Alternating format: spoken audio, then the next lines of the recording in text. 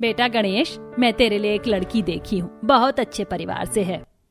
क्या छोटे भैया के लिए लड़की देखी जा रही है? अरे माँ, मैं क्या करूँ लड़की की फोटो देखकर। अगर आपको पसंद है लड़की तो अच्छी ही होगी। तभी वहाँ से गुजरती हुई तपस्या ये सब सुनकर कहती है, क्या बात है, देवर जी की शादी की बातें चल रही हैं? अच्छा, तो इसने भी सारी बातें सुन ली। हाँ बहू। माँ जी, फिर तो मैं भी चलूंगी रिश्ते की बात करने के लिए आपके साथ। 1-2 दिन बाद वंदना तपस्या को लेकर लड़की के घर पहुंचती है, जहाँ सोनिया अपने हाथों से सबको चाय नाश्ता देती है।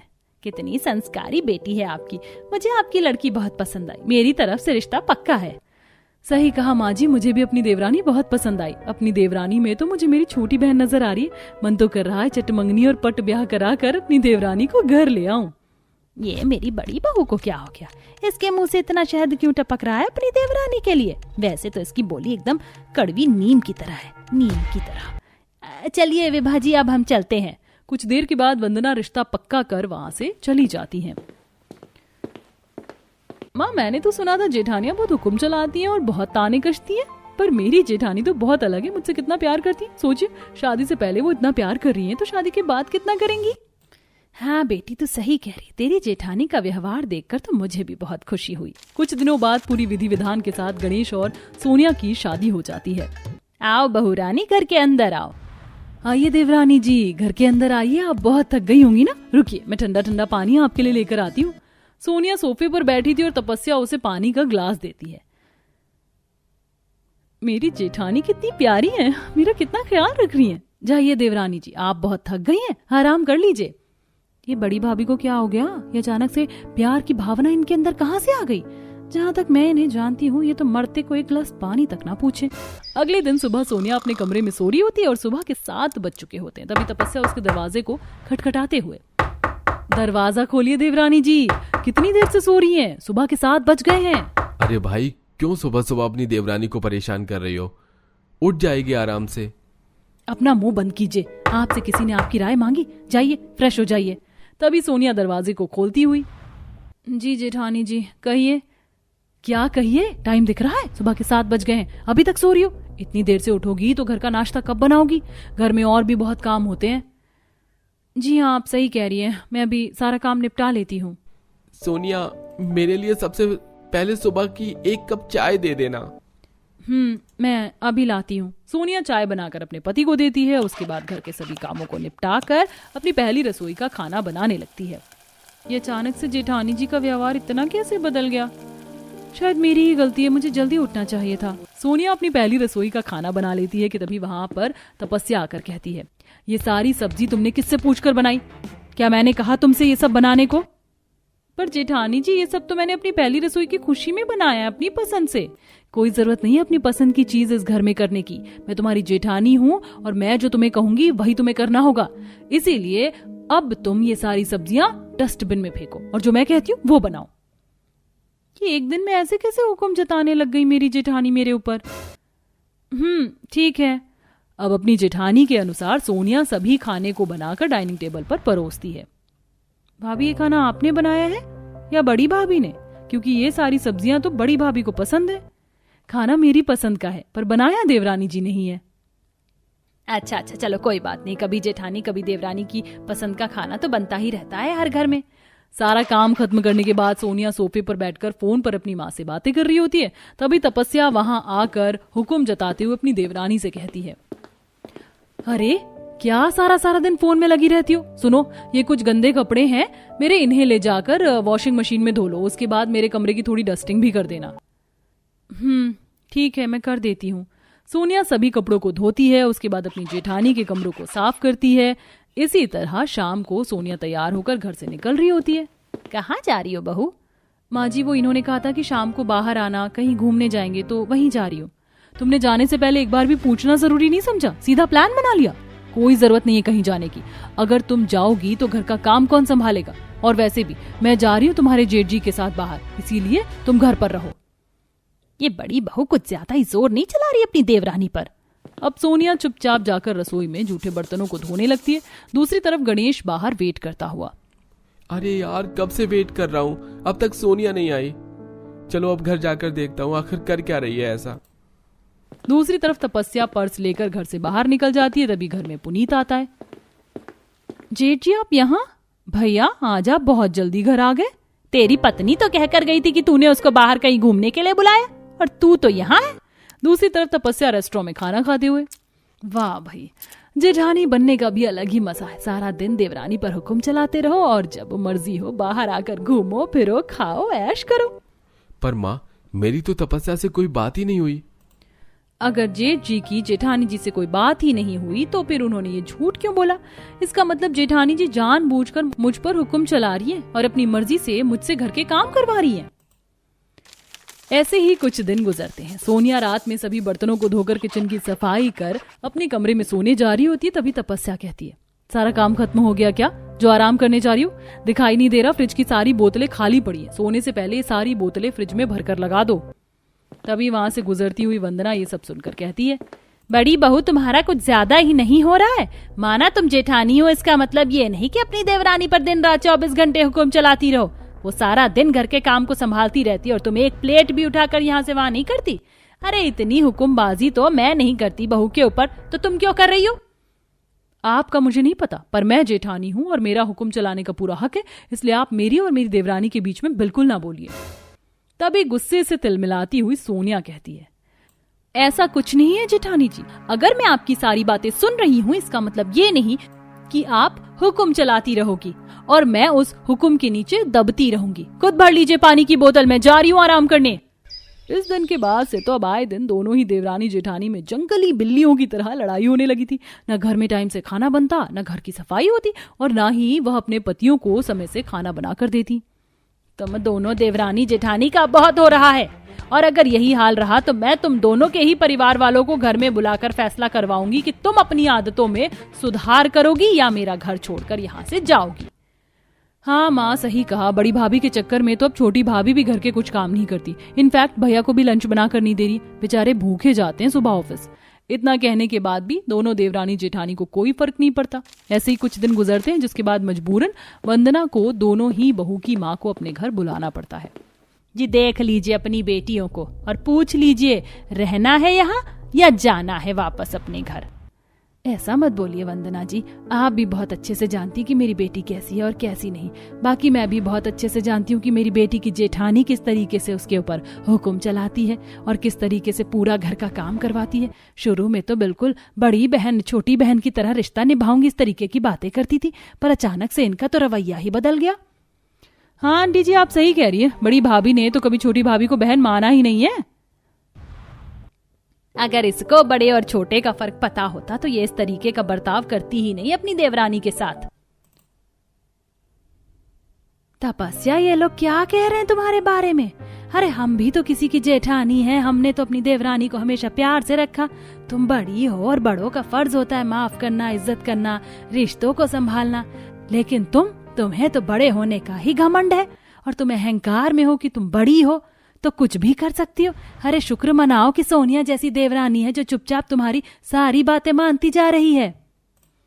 शुक्रिया माँ जी, आप मेरे अंदर की भावनाओं को समझ पाई, पर काश मेरी जेठानी ये सब समझ पाती। ऐसा मत कहो देवरानी जी, मुझे भी अब अपनी गलती का एहसास हो रहा है। मुझे आपके साथ ऐसा नहीं करना चाहिए था, मुझे माफ कर दो।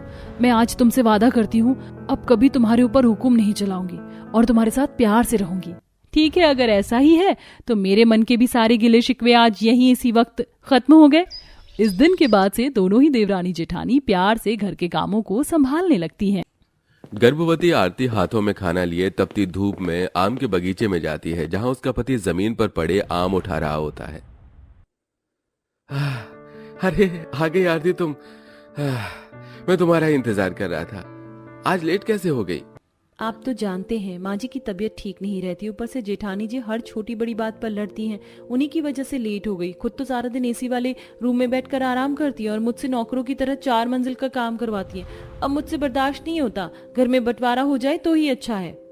आरती की बातें सुन मोहन उदास हो जाता है। कुछ देर बाद जब आरती घर जाती है तो उसकी जेठानी उससे लड़ना शुरू कर देती है। आ गई महारानी अपने पति को खाना देकर। घर में सिर्फ पति की ही परवाह है, हमारी नहीं। तुमने 4 मंजिल की सफाई तो कर दी, सिवाय मेरे कमरे के। बहू तू हर वक्त छोटी बहू पर क्यों नाराज होती है? माना कि वो गरीब घर से है पर नौकरानी तो नहीं, ये घर उसका भी है। बेचारी ऐसी हालत में भी पूरे दिन काम करती है। अगर तू अपने कमरे की सफाई खुद कर लेगी तो क्या हो जाएगा? माँ जी, विक्रांत यहाँ नहीं रहते, इसलिए आप इसके साथ रहती है। बहुत अच्छे से जानती हूँ मैं आपको। और तुम खड़ी खड़ी मेरा मुंह क्या देख रही हो? मेरे कमरे में आओ और सफाई करो। भूलो मत, मैं तुमसे बड़ी हूँ। अंजलि अपनी सास की एक नहीं सुनती और जबरदस्ती आरती को सीढ़ियां चढ़ाकर ऊपर ले जाती है और अपने कमरे की सफाई करवाती है। इसी तरह कुछ दिन बीत जाते हैं और एक सुबह जब मोहन आम के बाग को जा रहा होता है तो आरती एक हाथ में मैंगो शेक का गिलास और दूसरे में ग्लूकॉन डी की बोतल लेकर उसे रोक कर कहती है, मोहन जी, मैंने आपके लिए मैंगो शेक बनाया है, वो पी के जाना। बाहर बहुत गर्मी है। आप ये ग्लूकॉन डी लेकर भी जाना। वहाँ काम करते हुए पीते रहना, पानी की कमी नहीं होगी। अरे वाह, पति की इतनी परवाह की। सुबह सुबह मैंगो शेक दिया जा रहा है और रास्ते के लिए ग्लूकॉन डी। पर मेरी जरा भी परवाह नहीं। मैंने कहा था ना मेरे लिए राजमा चावल बनाना, पर तुमने क्या बना कर रखा? कढ़ी चावल। दीदी, राजमा चावल के लिए आपको एक दिन पहले ही बताना चाहिए था। सुबह सुबह राजमा चावल कैसे बनाती है? ठीक है, वैसे ही जैसे अपने पति के लिए मैंगो शेक और कढ़ी चावल बनाया। बस भाभी, बहुत हो गया। अगर आपको राजमा चावल खाने हैं तो आप अपने लिए खुद बनाइए। मेरी बीवी आपकी नौकरानी नहीं है। मोहन बेटा, शांत हो जा। माँ, अब मैं और शांत नहीं रहूंगा। अब तो घर में बंटवारा होगा ताकि भाभी हमें चैन से जीने दे। उस दिन अंजलि खाने के पीछे इतना कलेश करती है कि न चाहते हुए भी आशा को बंटवारा करना पड़ता है। बड़ी बहू, मैंने तुझे आम का बाग भी दिखा दिया। अब तुम दोनों फैसला करके बताओ किसे क्या चाहिए। बताना क्या है माँ जी? 4 मंजिल का घर मैं रखूंगी, आप इन गरीबों को आम का बाग दे दीजिए। मैं आम के बाग में नहीं रह सकती। ये आप मेरी प्यारी देवरानी और देवर को दे दो। वैसे भी देवर जी ज्यादा समय यहीं रहते हैं। कोई बात नहीं माँ, वैसे भी सारा दिन यहीं रहता हूँ। मैं और आरती अपना गुजारा कर लेंगे। हाँ माँ जी, मुझे इस आम के बाग में रहने में कोई दिक्कत नहीं है। आप दे दीजिए जेठानी जी को वो 4 मंजिल का ससुराल। इस तरह बंटवारा हो जाता है। बंटवारे के बाद मोहन सारा सामान लेकर आरती को लेकर आम के बाग में जाता है, जहां दोनों पति पत्नी मिलकर अपने छोटे से घर की सफाई करते हैं और देखते हैं कि घर की खिड़की से एक आम की शाखा घर में आ रही है। अरे, ये शाखा भी अंदर आ रही है, चींटियां भी हैं। इसको बाद में देखता हूँ। आरती, तुम गर्भवती हो, तुम इस कुर्सी पर बैठकर थोड़ा आराम कर लो। मैं इधर से सारे आम हटा दूंगा और इधर सोने की जगह बना दूंगा। हाँ मोहन जी, हमारा घर तो इतना छोटा है, रसोई किधर बनाएं? आरती, जब तक कुछ दूसरा जुगाड़ नहीं हो जाता हमें घर के बाहर ही रसोई करनी होगी। इस तरह दोनों पति पत्नी मिलकर अपना घर साफ कर लेते हैं और आम की पेटी एक तरफ कर लेते हैं। ऐसे कुछ दिन बीत जाते हैं और एक दिन मोहन बाग में जाकर आम तोड़ने लगता है और आरती घर के बाहर बैठकर खाना बनाती है। कितनी गर्मी लग रही है। शाम हो गई फिर भी धूप नहीं गई। मुझे तो माँ जी की भी चिंता हो रही है। माँ की फिक्र तो मुझे भी हो रही है। बस मेरा काम खत्म हुआ, अब घर में बैठकर आम की पेटियां बनाऊंगा ताकि कल उन्हें बेचने के लिए जा सकूं। और उन चींटियों का भी जुगाड़ कर दिया है मैंने। अब इस तरह दोनों गरीब पति पत्नी अपने घर में बैठकर आम की पेटियां तैयार करते हैं और खाना खाकर सो जाते हैं। पर गर्मी बहुत थी तो वो फर्श पर पानी डालते हैं और दरवाजे पर गीली साड़ी लगाकर आराम से सोते हैं। पर अगले दिन आरती को उठने में देर हो जाती है तो अगले दिन उसे धूप में खाना बनाना पड़ता है और उसे उल्टियां होने लगती हैं। वो जल्दी उठकर उल्टी करने जाती है। आरती, तुम्हारी तबीयत तो ज्यादा खराब हो गई, तुम थोड़ी देर आराम कर लो। मैं आराम करूंगी तो माँ जी के लिए खाना कौन लेकर जाएगा? और आपके साथ आम का बाग भी तो साफ करना है। कितने सारे काम हैं अभी। ये लो, पानी पियो और बस अभी आराम करो, मैं सारे काम कर लूंगा। गर्मी में परेशान मोहन अपनी बीवी को आराम करने देता है और खुद बैठकर खाना बनाता है। कुछ देर बाद वो अपनी माँ के लिए खाना पैक करता है और आरती मोहन से कहती है, आप रहने दीजिए, जाकर आम तोड़ लीजिए। अब मेरी तबीयत ठीक है, खाना मैं ले जाती हूँ माँ जी के लिए। आरती के काफी बोलने पर मोहन उसे इतनी गर्मी में अपनी माँ से मिलने जाने देता है और खुद डंडी से आम तोड़ने लगता है। तो वहीं आरती अपनी सास को खाना देकर आती है। समय बीतता है और जहां आरती अपने पति के साथ आम के बाग में गर्मी और धूप से परेशान अपने दिन काट रही होती है तो वहीं आलसी और कामचोर अंजलि अपनी सास को हर वक्त ताने देती है। ऐसे ही सीढ़ियों से सास उतर रही थी तो वहीं सोफे पर बैठी अंजलि KFC खा रही होती है और आसपास ऑनलाइन खाने के डिब्बे पड़े होते हैं। बहू, जब से आरती बहू गई है घर तो कबाड़ खाना हो गया है। तू तो बस बाहर से खाना ऑर्डर करके खाती है और एसी में आराम करती है। मैं बुढ़िया 4 मंजिल आखिर कितना साफ करूंगी? पिछले 1 हफ्ते से घर साफ नहीं किया। क्या बात है, माँ जी के जाने के बाद भी हर समय आप बस अपनी छोटी गरीब बहू के ही गुण गाती हैं। अरे इतना ही प्यार था उससे तो उसके साथ चली जाती ना। और रही घर के कामों की बात, नौकरानी ढूंढ रही हूँ और आपका खाना आपकी बहू लेकर आ रही है ना, फिर क्यों इतना मुंह बना रही हैं आप?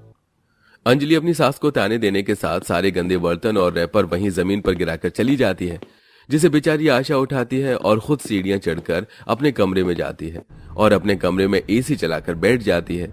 समय यूं ही गुजरता है और एक दिन 3 मंजिल की सीढ़ियों से उठकर अंजलि नीचे आती है। अरे माँ जी, अपने कमरे की सफाई कर रही हो तो मेरे भी कमरे की थोड़ी कर दो, मेरा भी कमरा गंदा हो रहा है। बहू आज मेरी तबीयत ठीक नहीं है, मैं कोई सफाई नहीं कर पाऊंगी। तू जरा रसोई से मेरे लिए एक गिलास नींबू पानी बना कर ले आ। क्या इतनी गर्मी में मैं नींबू पानी बना कर लाऊं आपके लिए? मेरे बस की नहीं है। आपकी जब वो गरीब बहू आपको खाना देने आएगी तो उसी से कह देना। इतना बोलकर जैसे अंजलि वहां से जाने लगती है, वो देखती है कि आशा बेहोश होकर जमीन पर गिर गई। ये देख अंजलि डर जाती है और तभी वहां आरती आती है और जल्दी से खाना टेबल पर रख रसोई से पानी लेकर आती है और अपनी सास के मुंह पर पानी के छींटे मारकर उसे होश में लाती है। माँ जी आप ठीक तो हैं? ऐसे ही आपकी तबीयत खराब रहती है, क्या जरूरत है आपको इतना काम करने की? बहू अब तू तो है नहीं इस 4 मंजिल के घर में और ये काम चोर कुछ करती नहीं, क्या करूं? खुद सीढ़ियां चढ़ती उतरती और काम करती हूँ। माँ जी हमेशा तो आप अपनी गरीब बहू की तारीफ करती हो, तो चली जाओ ना इसी के साथ, क्यों मेरे साथ रह रही हो? मैं खुश हूँ इस गंदगी में। अपनी सास को ले जाओ अपने साथ, मुझे नहीं रखना इन्हें। गलती करी मैंने ये सोचकर कि तेरा पति यहाँ नहीं है, तू अकेले कैसे रहेगी 4 मंजिल के घर में, इसीलिए मैं यहाँ रह गई। पर मुझे लगता है अब मुझे यहाँ से चले जाना चाहिए। चल बहू। उस दिन आशा दुखी होकर आरती के साथ उसके आम के बाग घर आ जाती है, जहां अब एक वक्त का खाना गर्मी में आरती बनाती तो वहीं दूसरे वक्त का खाना आशा। और कई बार जब आशा खाना बना रही होती तो आरती बैठकर पेटी में आम भरती और मोहन पेड़ से आम तोड़ कर लाता। समय ऐसे ही गुजरता है और बहुत जल्द विक्रांत घर आ जाता है और सभी के कमरे में एक एक करके जाकर ढूंढता है। अंजलि, सब कहाँ गए? घर में कोई नजर नहीं आ रहा है और घर इतना गंदा क्यों है?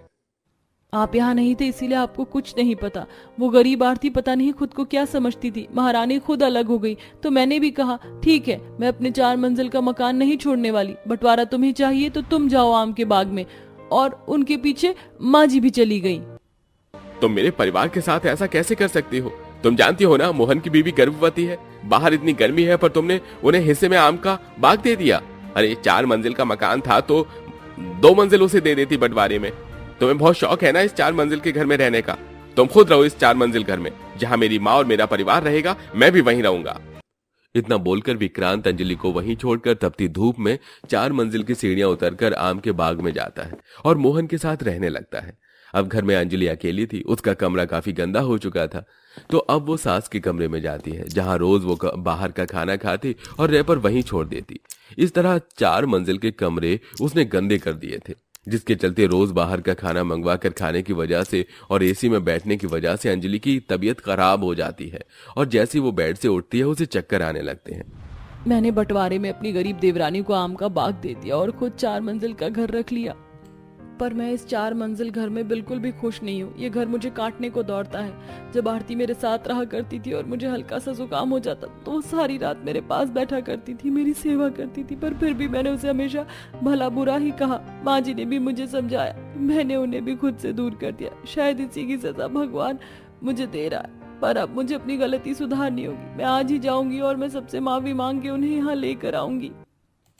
अंजलि को अपनी गलती का एहसास हो जाता है और वो रोती हुई अपने 4 मंजिल के मकान से बाहर आती है और अपनी देवरानी के पास जाकर उन सभी से अपनी गलतियों की माफी मांगती है, जहां सभी आम के बाग में खाना खा रहे थे।